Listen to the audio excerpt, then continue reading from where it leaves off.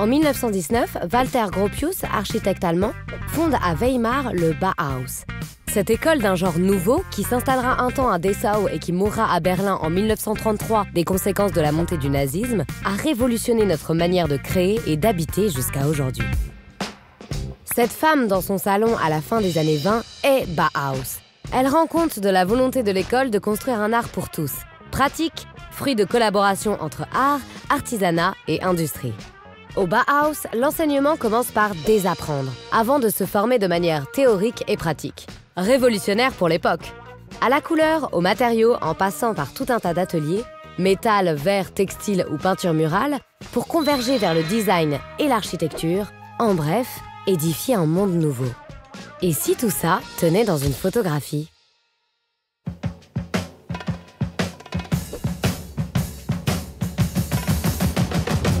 Le modèle assis est probablement Lise Bayer, apprentie de l'atelier textile. Oui, au Bauhaus, dans les années 20, les femmes sont acceptées, mais on les dirige plutôt vers la couture. Normal.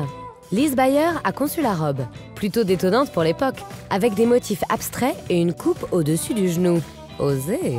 La photo, elle, est prise par Eric Kunzmüller, lui aussi étudiant chargé de documenter la vie de l'école et son architecture de verre, béton et acier, tout juste construite par Gropius en 1926. Lorsque la communauté d'artistes s'installe à Dessau. Une esthétique d'usine qui annonce le style international et industriel à venir. Le fauteuil modèle B3, surnommé Vassili, étant apprécié par le peintre et enseignant au Bauhaus Kandinsky, est le résultat d'une rencontre entre un classique fauteuil club et une bicyclette.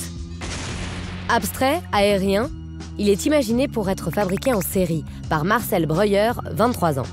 Le designer et futur architecte conçoit d'ailleurs aussi toute une gamme de mobilier tubulaire qui connaît bientôt un siècle de succès. Et si l'on peut avoir un doute sur l'identité de la femme photographiée, c'est bien parce qu'elle est masquée. Un masque réalisé par Oskar Schlemmer, peintre, mais aussi fondateur du très avant-gardiste atelier théâtre de l'école, culte pour son fameux ballet triadique de 1922. Un spectacle total dont il dessine les costumes, imagine la musique et la danse.